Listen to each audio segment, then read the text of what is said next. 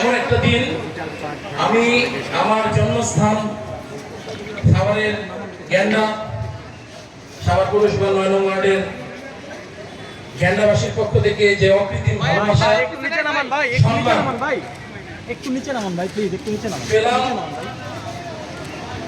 গ্যান্ডার সর্বস্তরের মানুষ, আমি খুবই লজ্জা বোধ করছি যে এখানে যারা উপবিষ্ট সম্মানিত মুরব্বিয়ান আছেন তারা তো আছেন, কিন্তু এখানে দর্শক সারিতে আমি মনে করি যে এই এলাকার প্রায় সকল মুরব্বিয়ানই উপস্থিত আছেন, সম্মানিত বাসিন্দারা উপস্থিত আছেন। তাদের সামনে মঞ্চে দাঁড়িয়ে আমি বক্তব্য দিচ্ছি, এই ধৃষ্টতা হচ্ছে, সেই জন্য আমি সবার কাছে ক্ষমা চেয়ে নিচ্ছি। আমি আজকের এই আয়োজনে আমি অভিভূত এবং কৃতজ্ঞ। একটি দায়িত্ব পাওয়ার সাথে সাথে এই দায়িত্ব পালনের যে তাগিদ, এই দায়িত্ব সুষ্ঠুভাবে সম্পাদনের যে তাগিদ, আজকে আমার এই জন্মস্থানের মানুষজনের এই সম্মান দেওয়ার থেকে সেই তাগিদ আরো দ্বিগুণ হলো।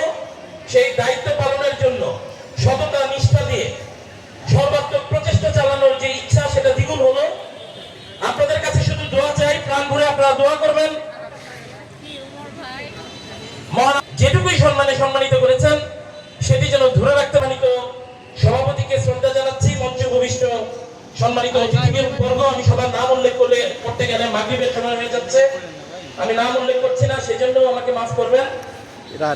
সবার প্রতি আমি কৃতজ্ঞতা জানাচ্ছি, শুকরিয়া আদায় করছি মহান আল্লাহ তাআলা, যিনি সম্মান দেওয়ার মালিক, সম্মান কেড়ে নেওয়ার মালিক। মহান আল্লাহ তাআলা যেন সর্বসময় সম্মান অর্জনের দিকে আমাকে আপনাদের সবাইকে ধাবিত করেন, সেই তৌফিক এনায়েত করেন, সেই রহমতে ভরপুর করে রাখেন, সেই জন্য আপনাদের দোয়া চাচ্ছি। আমি কৃতজ্ঞতা প্রকাশ করছি বাংলাদেশ সরকারের মাননীয় প্রধানমন্ত্রী দেশনায়ক তারেক রহমানের প্রতি, যিনি আমার মতো একজন ক্ষুদ্র রাজনৈতিক কর্মীকে আস্থায় নিয়েছেন, বাংলাদেশ সরকারের ডেপুটি অ্যাটর্নি জেনারেল পদে নিয়োগ দিয়েছেন। এছাড়া আমি কৃতজ্ঞতা জানাচ্ছি আমার কোর্ট অঙ্গনে আমার সিনিয়ররা, আমার যারা রাজনৈতিক নেতৃবর্গ আছেন তাদের প্রতি, যারা এই চলার পথে সাহস জুগিয়েছেন, স্নেহ দিয়ে সামনে এগোনোর পথকে সুগম করেছেন। আমি এই এলাকার সন্তান, এই এলাকায় আমার বেড়ে ওঠা। আমি আজকের এই দিনে এখানে যারা উপস্থিত আছেন, যারা উপস্থিত হন নাই, সকলের প্রতি তো আমার কৃতজ্ঞতা থাকলোই। এই এলাকার যারা যুব সমাজ, আমি আরো স্পেসিফিক্যালি আসলে নাম নিতে গেলে অনেকের নাম নিতে হয়, যারা এই আয়োজন করেছেন।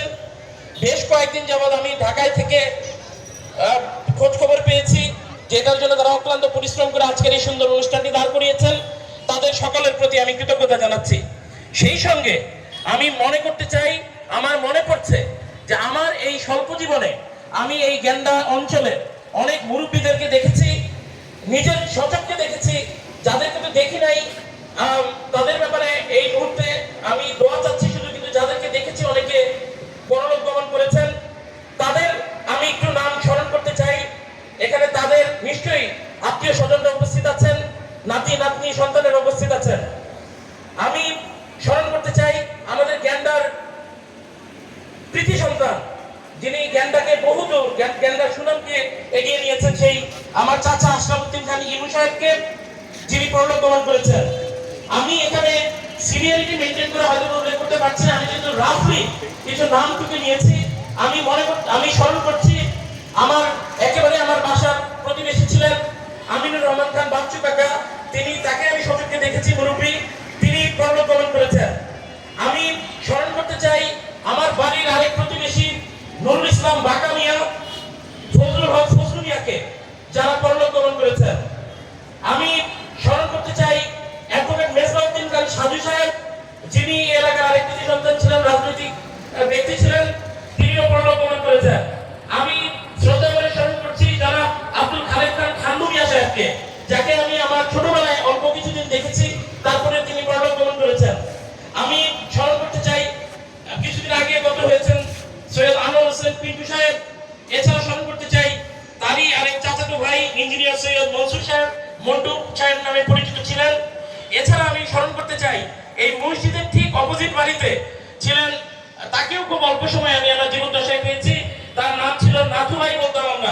রাজু সাহেব, তিনি পরলোকগমন করেছেন। এছাড়া এই বাড়ির পেছনেই রশিদ ভাই, শোভা ভাই, দুইজনই তারা পরলোকগমন করেছেন। তাদের আত্মার মাগফিরাত কামনা করছি।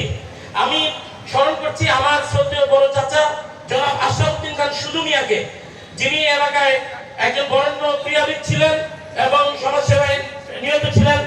এছাড়া আমি স্মরণ করছি আমার ফুফা আশরাফ ভাই উপস্থিত ছিলেন, তার বাবা জনাব বাহারউদ্দিন খান সাহেবকে, যিনি পরলোকগমন করেছেন। এছাড়া আমি স্মরণ করতে চাই আমাদের একটু এগুলোই পান্না ভাই মারা গেছেন। এছাড়া স্মরণ করতে চাই আমাদের এই পাড়ায় সাত্তার মাতবর লালমিয়া ভাইয়ের ভাই। এছাড়া ওই এলাকারই আরেকজন ছিলেন ওয়াজউদ্দিন সাহেব, তিনি মারা গেছেন, তাকেও আমি স্মরণ করছি। এছাড়া আমাদের সোলাপ ভাইয়ের ভাই রতন ভাই মারা গেছেন, রতন ভাইয়ের স্মরণ করছি। মজরু ভাই আছেন এখানে, আমাদের বড় ভাই, রতন ভাইকে আমি স্মরণ করছি।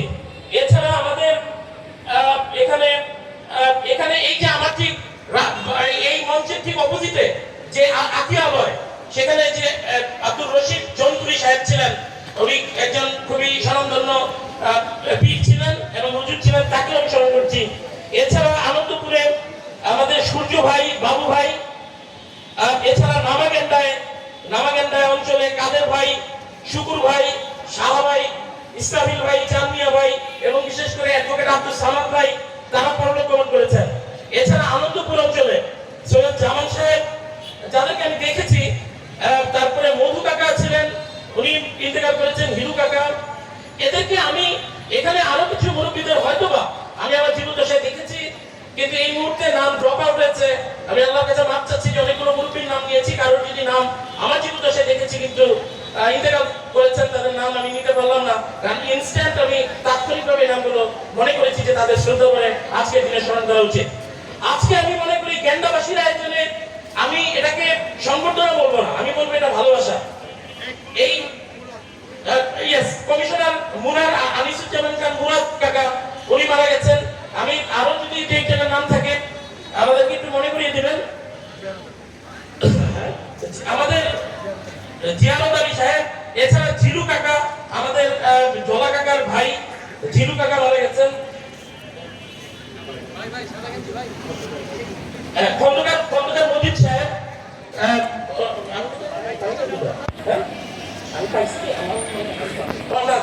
মানে আমি একটু বসে থেকে মাফ করবেন, আমি আসলে আমি যাদেরকে সচক্ষে দেখেছি তাদেরকে আমি স্মরণ করবার চেষ্টা করেছি। এছাড়াও যারা এই যে এলাকার মুরব্বী মারা গেছেন, আমার শ্রদ্ধেয় আব্বাজান, তিনিও 2021 শাহান কাকা মারা গেছেন 2021 সালে, আমার আব্বা মারা গেছেন। আমি একটু পরে দোয়া হবে, আমি সকলের প্রতি এই যাদের নাম উল্লেখ করলাম এবং যাদের নাম উল্লেখ করি না ইতিপূর্বে যারা গত হয়েছেন, এই সকলের জন্য আপনারা যিনি দোয়া করবেন তিনি সকলের জন্য দোয়া করবেন, এই আহ্বান জানাচ্ছি।